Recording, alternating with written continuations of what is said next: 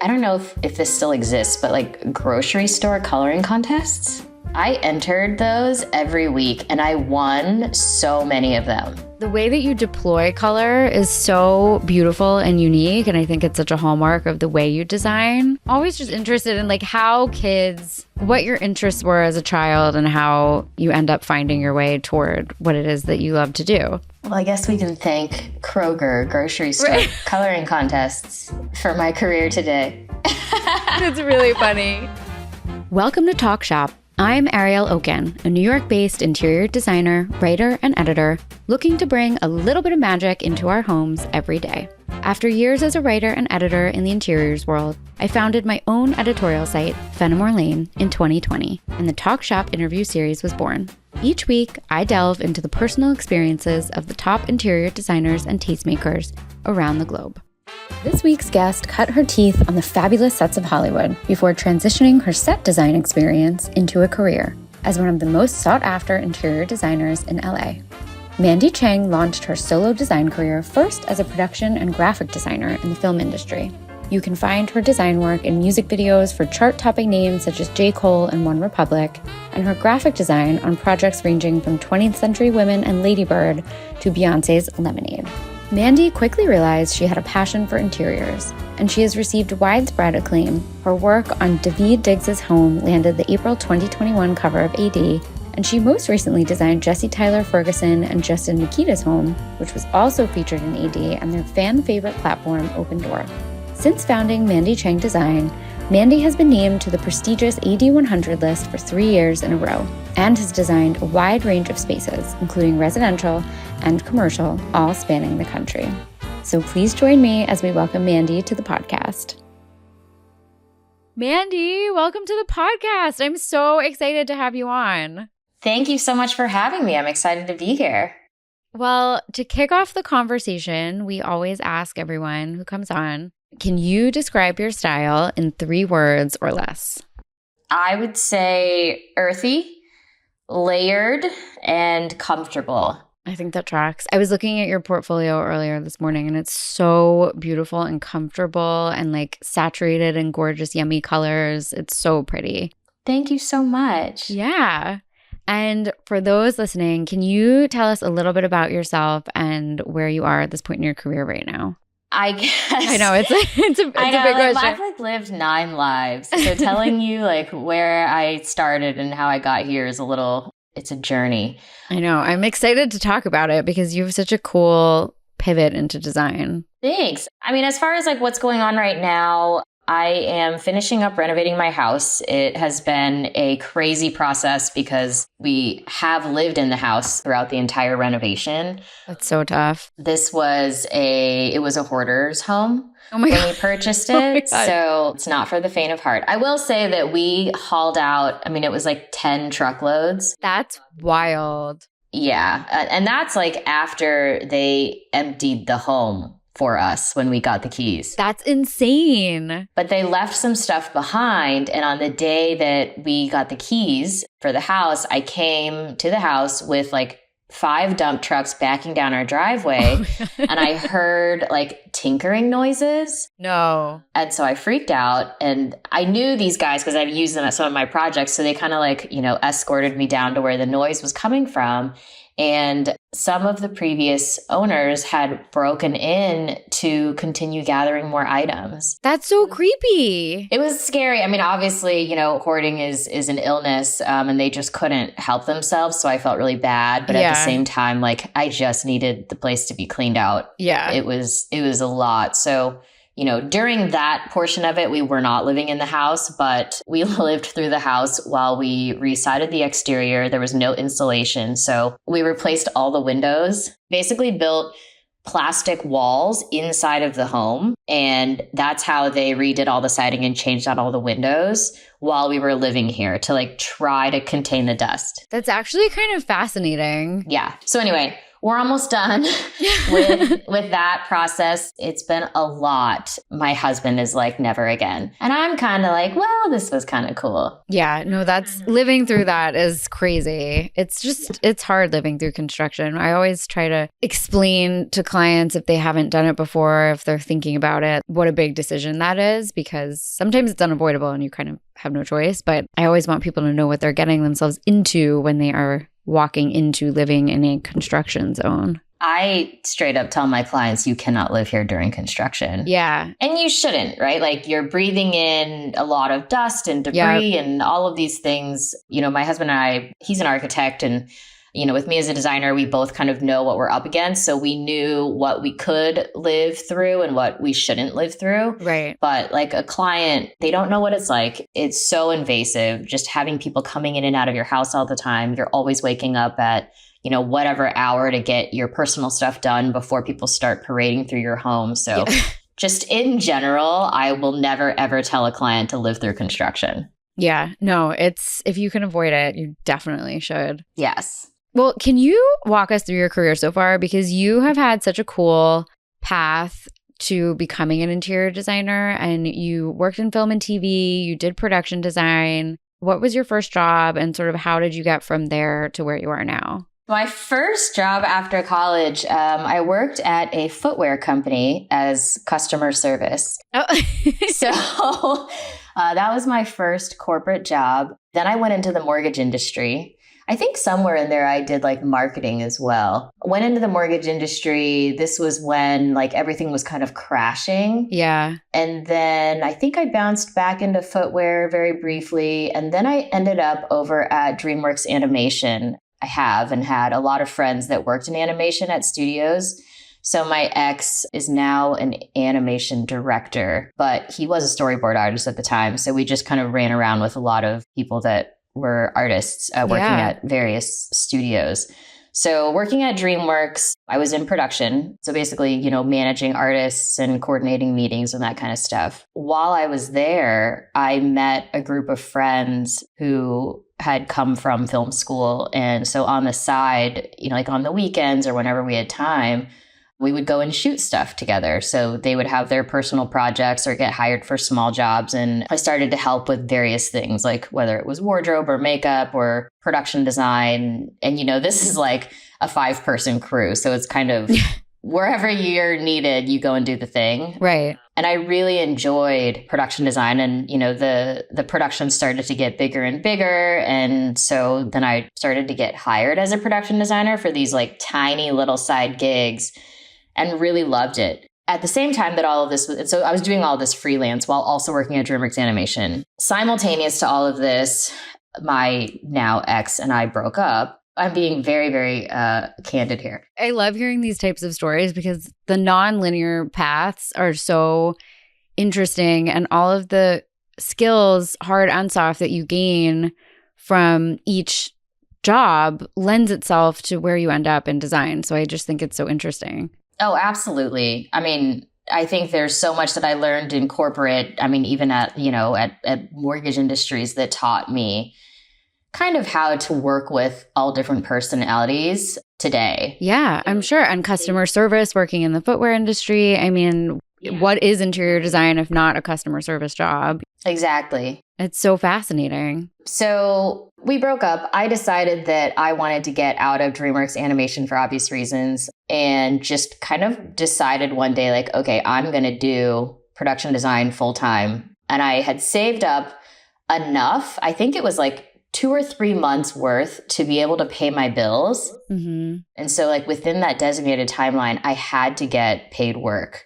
So I just hustled, and I knew enough people in LA to kind of get the word out. And that's kind of how I got into production design. I had kind of been doing graphic design since college, like kind of on my own. I did take classes at Art Center. So I kind of just like knew my way around graphic design. So I started to do that as well. And that really supplemented my production design career as that first started, you know, to grow. Were you like an arty kid? Like, were you always interested in art as a kid growing up? Was it something you did sort of like to relax? I always liked color and paper and glue. Yeah. It wasn't necessarily art. Like my brother was actually a much better artist, than I ever was as far as like actual illustration goes. But I think we were both just very creative kids, and we just kind of loved to do all of these things that involved like colors and art. Like I always did, I don't know if this still exists, but like grocery store coloring contests. Oh my God. That's amazing. I'm embarrassed to admit this. I don't remember if it was like every week or every month because, your concept of time is so different when you're a kid. But let's just say it was weekly. I entered those every week and I won so many of them. Well, you can see in your work, I mean, the way that you deploy color is so beautiful and unique. And I think it's such a hallmark of the way you design. So I think that's really fascinating. I'm always just interested in like how kids, like what your interests were as a child and how, you end up finding your way toward what it is that you love to do. Well, I guess we can thank Kroger grocery store coloring contests for my career today. It's really funny. So you ended up in production design, and then in 2012, you branched out into interior design, and that over a decade ago. What was that first step to take on clients, and how did you sort of realize that that was the world you wanted to step a toe into? It was kind of a gradual process. So obviously I was, full-fledged in production design and graphic design at the time. I had started dating my now husband, Rory, and I think just the early stages of dating and being in the live action commercial and television world. Yeah. It's a crazy life. So it's just not conducive for a standard schedule. And I think Rory kind of saw the toll it was taking on me. We could never make plans. I always needed to be available. I always felt obligated to be on call. Not that anybody ever asked that of me, but if you're not available for the job, somebody else is. Yeah. And then maybe you're no longer the first call for the next job, Right. Totally. So that combined with, him being an architect and kind of seeing all of this and saying like, well, what if you did something that's a little more longer lasting? And he had a friend of a friend that needed help with a 2-story condo that he had just purchased. And it was such an overwhelming job for him to renovate it and furnish it that he was like, I can put you guys in touch with each other and you can help him with this condo. And that can be kind of your first step into interior design. See if you like it. I can help you out, like walk you through what is needed and, the aesthetics. It's just going to have to be like you and your intuition. Yeah. So it was kind of like a crash course in interior design. And my first project was a full gut renovation of a 2-story condo. That's so cool. And also so nice. It's crazy. Like now thinking back on it, ignorance is bliss, but it was great. And again, like I had a lot of help, right? Like Rory was helping me. Obviously, the GC was there to kind of ask all the questions that I wasn't answering. But it went pretty smoothly, and I loved the results. The homeowner was super happy just to have, he was able to actually like move in. And I loved that because, the end result of a shoot is that you then just tear it down and then you walk away and you go on to the next thing. Yeah, so interesting. It's just a very, very different experience. And I really loved that. I also love that your first foray was like kind of romantic. It's so sweet. That's really sweet that like he noticed that and then, look what came of it. That's kind of amazing. Yeah. I mean, Rory is my like silent hero. Oh. Win all these accolades and I get all this recognition. And I mean, a lot of it is thanks to him. That's really sweet. I love that. So when you took that first step and you took on that first client, how has your design process changed since then? Because you've been in business for over 10 years now and you've learned so much. What has changed from the beginning until now? Everything. My God. Yeah. I mean, I guess from the beginning of interior design to now, like now I have like a really solid team to help me. Like I have all the things that I never really dreamed I would be capable of having or like really deserve to have. So I think that was like my biggest learning lesson. There was actually a moment where during the pandemic, my husband and I would listen to like podcasts at night. Mm-hmm. And there was a specific podcast, I can't remember which one it was, but we were listening to growing small businesses and things that people have, learned as they grew their businesses. And I think one of the biggest things for me was recognizing that even though I really followed a very unconventional path to get to where I am, I still deserve people that are qualified to fill the positions that I need filled. I know that seems very basic, but... No, but I think that's true. And so many people feel imposter syndrome, especially when you pivot in our industry. So that makes a lot of sense. Yeah. And everything kind of started to click once I accepted that, I guess. And also when I started to let go of my need for control. And that's not to say that I don't still need control, because I'm very, very type A. Yeah. No, but it's true, because to grow, you have to learn how to delegate. And to be able to delegate, you have to get rid of control. And I think every founder experiences the push-pull of slowly releasing the grip just a little bit to allow you to hire more and then allow you to take more on. But it's a hard, weird experience in the beginning, for sure. Yeah. And like where to let go and what things you should still hold on to. Yeah, absolutely. And I think it comes from trial and error too. Agreed. Seeing what you like feel comfortable letting go of, and maybe that didn't feel right, so you try something else. But, you get to a point where then it feels comfortable. And like, I think the 5-year mark is when you start to loosen your grip a little bit. And the 10-year mark is when you start to really feel like a cadence and like, okay, these are the things that I own and these are the things that I feel comfortable delegating. I agree with that. Definitely. Yeah, to look at where I am now versus where I first started with interior design specifically, I mean, it's night and day. It's so different, like going from, tiny me and imposter syndrome and how do I get to the end goal, which I didn't even really know what that was. Yeah. To being here now, which is still not the end goal. And I don't think I never really have a clear picture of end goal, right? Because once you get there, then are you disappointed once you get there? Yeah, it's constantly a moving target. But I mean, look at how much you've accomplished. 8100, 3 years in a row, multiple cover. It's amazing. You should be really proud of yourself. It's an amazing story of how you grew your business and like how you got to where you got. Thank you. Yeah, super proud. I also, very much recognize that I live in a city that offers a lot of opportunities. So it's a little bit of, being in the right place at the right time as well. It's so funny. I was talking to someone when we were recording last week, and we were talking about the new Ina Garten memoir that's coming out. The title is called Be Ready When the Luck Happens. And I love it because it's so true. It's so true. Especially for people that are, entrepreneurs or founding their own business. Like that is like the definition of starting your own business. There's a little bit of luck, but there's also, the awareness of I should take this opportunity, or I'm going to be really bold and go out and take this risk. And it's like the alchemy of all of that I think is the most interesting, hearing about, how people started their businesses and where they got to. Yeah, I definitely agree with that. Absolutely. Opportunities are always out there. It's just whether or not you're brave enough to go for it. Yeah. What's your favorite thing about working in the design industry now that you've been doing this a long time? And do you have any like really great stories or funny stories to share?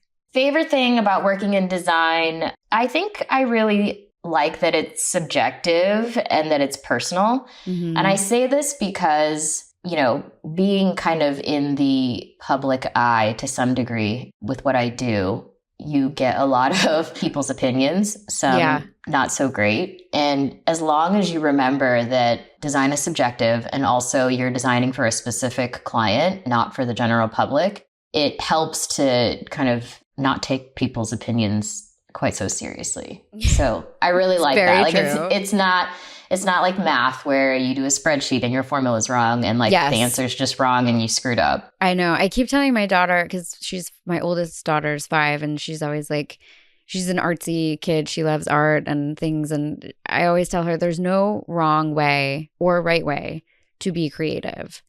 And it's true. Like everybody has their own things that they're inspired by, that they want to do. Right. And to your point, each client is like their own story. And so it has to be personal to them. And also reading comments on the internet I don't even read them because people are mean. I've stopped. I know. People are crazy. The very first time I did it, like my team, everybody was like, Mandy, you cannot read those. No, you can't. Are there any design rules that you always follow, or any that you're like, oh, those are just made to be broken? I would say, like, I don't know if these are necessarily this is a design rule, but it happens a lot where clients ask me, should it be the same wood throughout the house? Yeah. And for the most part, my answer is no. And I always give the analogy of, there's a whole bunch of trees in the forest and they all have different colored trunks I love that. and branches, and they all look really harmonious together. So it would be the same thing in your own home.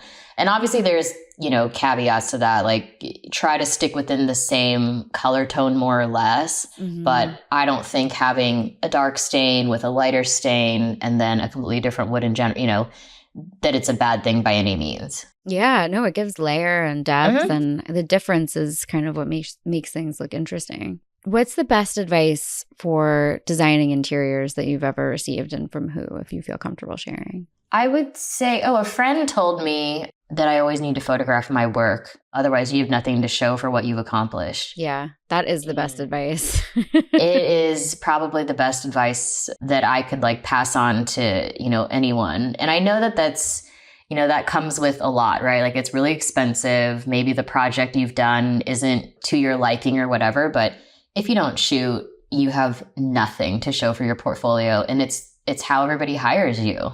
Yeah, no, it's so true. One of the things that a mentor of mine said to me in the beginning was, you have to shoot everything, but also don't shoot the things you don't want to get again, which Yes. I thought is also really helpful. It's put the things out into the universe that you want to be getting more of. And I love that. Speaking of mentors, looking back through your career, have you had a mentor or someone who's kind of helped to shape your trajectory?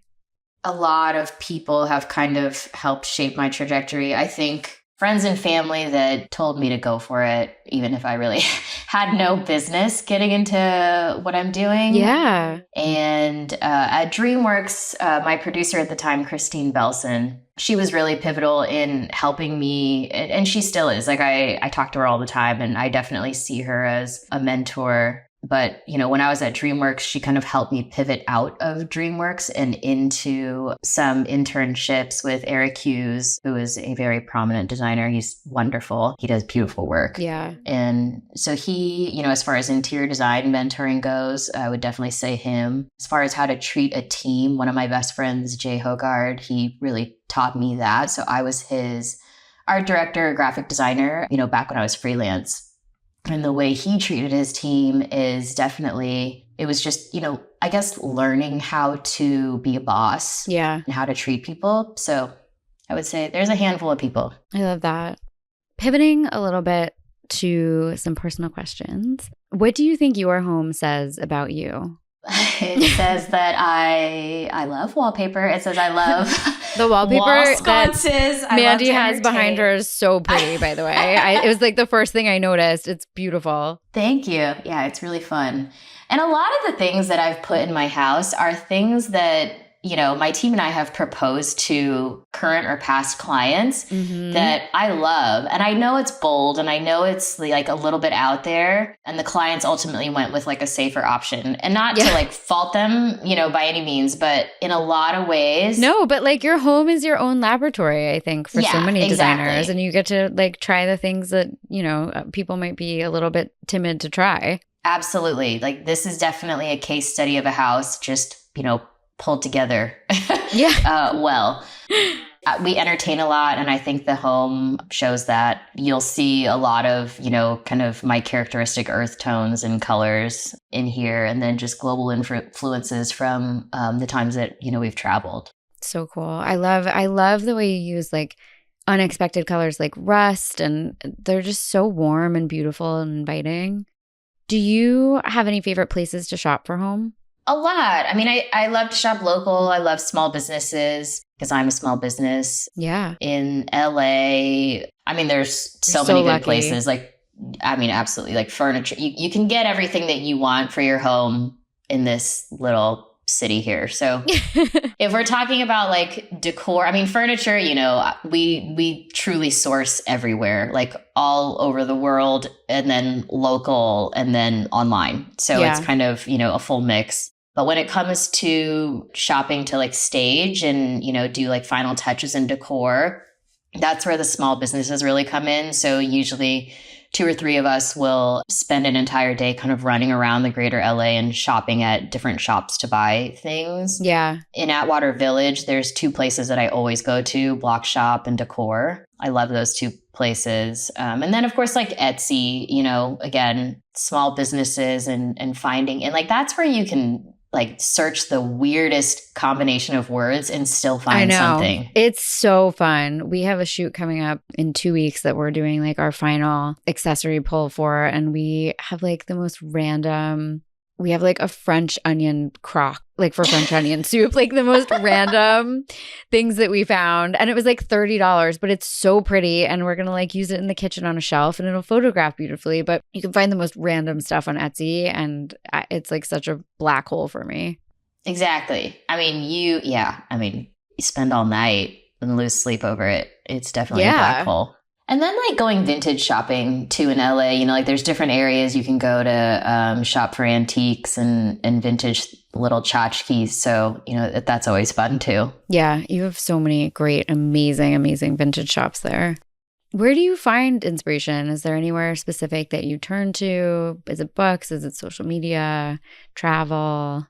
I guess all of the above. I try not to look for inspiration on social media. Yeah, I know. It can get tricky. I feel like it's almost like you have to look outwards instead of looking on Instagram. You know, with algorithms and like it kind of like hones in on what you're looking for. So then you see 40,000 options of the same thing. Yes. If you do that. Yeah. So I try to stay off. I really do try to stay off of social media like as much as possible other than when it's necessary. Yeah. So traveling is definitely a big one. Books and, you know, looking at other designers, but I specifically look at designers that are in other countries. Interesting. So, and I do it a lot for color. Like I want to see, because, you know, like different countries have like, I guess, different color aesthetics, I guess would be the best way to put it. So kind of seeing how different designers combine colors and, you know, are they secondary colors or tertiary colors and like how those all go together. Yeah. And then obviously like nature, just going outside and walking around and hiking and looking at plants and seeing how nature puts color together. So I would say, you know, it's a combination of all that stuff. Yeah, that's a big one for me too. I feel like when I'm walking, you can find things that you would never even think of in the world. And there they are just on the side of the road. Exactly. What have been the 3 biggest influences on your aesthetic in your life, do you think? I mean, traveling. I think living in Santa Barbara. So I went to college in Santa Barbara and I lived there for several years after. I love Santa Barbara. It's so beautiful. Same. I mean, I think that's like in my mind, like a second home to me. Like I'll always be attached to that. And thankfully we live very close to Santa Barbara, so we get to pop up there. But I think living there really influenced a lot for me, just kind of this, you know, indoor, outdoor living lifestyle and the aesthetics that go along with it. You know, I learned how to surf there. And I think just that vibe is very much ingrained in me and how I design. So you'll kind of always see this underlying aesthetic in everything, even though all of my projects are different. It's like easy, but comfortable, but collected and layered and a little global. I definitely see that in your work. That's so interesting. Yeah. I mean, I think it's there without really being at the forefront of anything. Yeah. Well, I think I'm always fascinated by aesthetic influences that are always kind of in the back of your subconscious that you're not even sort of realizing that you're, you know, operating from that as your home base. And so that's a cool one to hear because you can actually see it, but it's like subtly woven through the work. Yeah. And then I think the last thing would obviously be, you know, working in production design and just, you know, watching movies and all of that kind of stuff. You know, in production design, you walk into an arbitrary space, but you are told that it needs to become this. Right. So like, what lengths do you have to go to make it become whatever that is? And the amount of research you like pour into the next 24 hours to understand like how to achieve the exact vision of, you know, what this group of people is trying to achieve. I think that has a big influence on my aesthetic as well. Yeah, I'm fascinated by set design. I mean, you're expressing so much. It's almost like an extra character that can't speak but can speak through what's, the props and the way it's styled and stuff. Absolutely. Always like honing in on sets when I'm watching movies, and I think it's such an interesting and natural jump to go from that to interiors. But to your point, the cool thing about that is like you're designing for impermanence in a movie, and it's personal to the movie and the characters, but it's not personal to anybody in real life. And then when you go into interior design, it's permanent, it's someone's forever home, and it's someone's actual home, like a human being. Right. It's a cool dichotomy there. Yeah, it was a funny transition. I bet.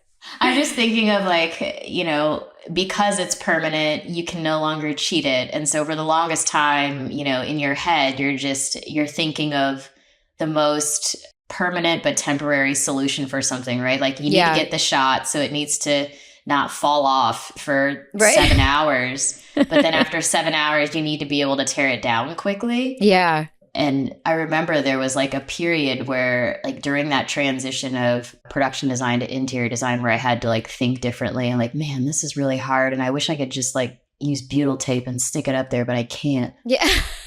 That's so funny. I mean, it makes sense. I feel like it's a logical jump, but it's also a jump that would require a little bit of like easing into the new way of doing things. Right. Well, at the end of every episode, we do our Take 10, which are our rapid fire questions. What is your favorite food? French fries. Love that answer. Favorite drink? Okay. Well, I'll still answer with alcohol, a Pinot Noir.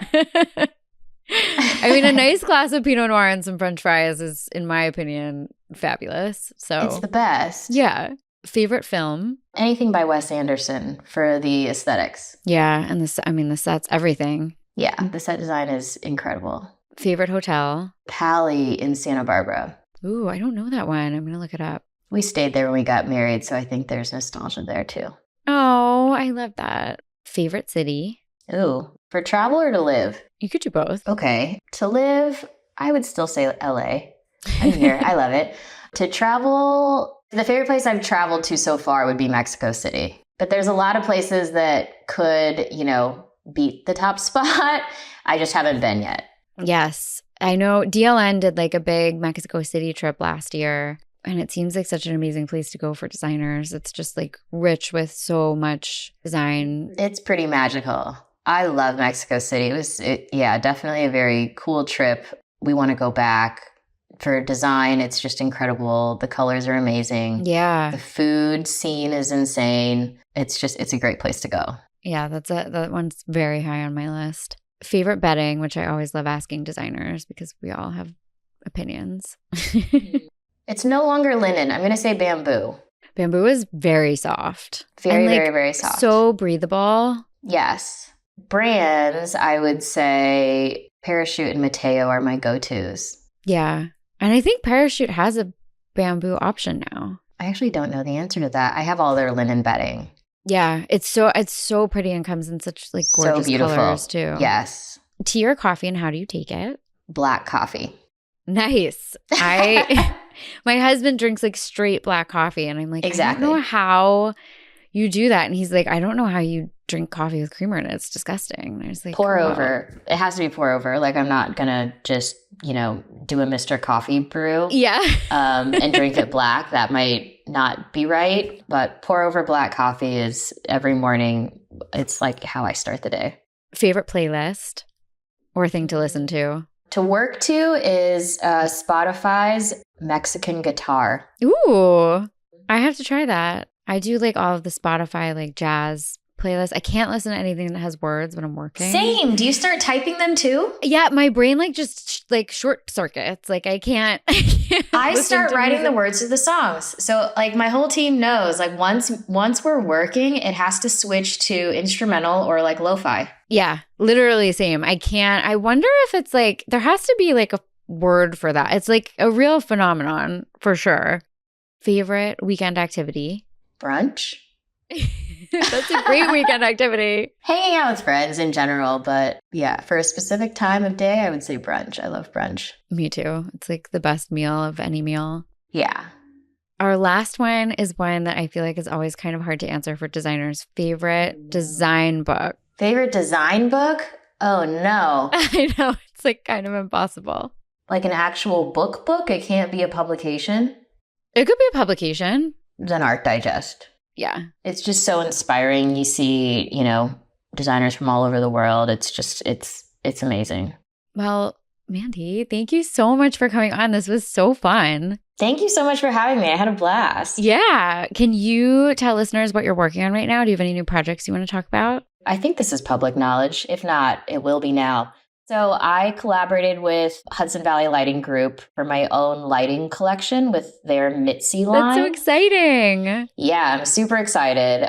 So I'll be at High Point with them to kind of, pre-launch my line. And then starting, next year, I'll kind of be going around to all the different design conferences, promoting it more. That's amazing. I'm with Mitzi too. They're the best. Oh, awesome. Yeah, Mitzi, we are big Mitzi fans over here. Same. That's so exciting. I'm so happy for you. It's such a fun thing to do. It's such a cool way to create a physical product and see it in people's homes. I think it's such an amazing experience. It has been a really, really fun experience, definitely. It's super interesting, just, production and how it all comes together. It's definitely been a fun and interesting and educational process. Yeah. And they're the best to work with. I mean, they're like so nice, so seamless. They explain the whole process to you. I feel like I learned so much about manufacturing doing that. Yes. That's awesome. Congrats. That's so exciting. I'm so happy for you.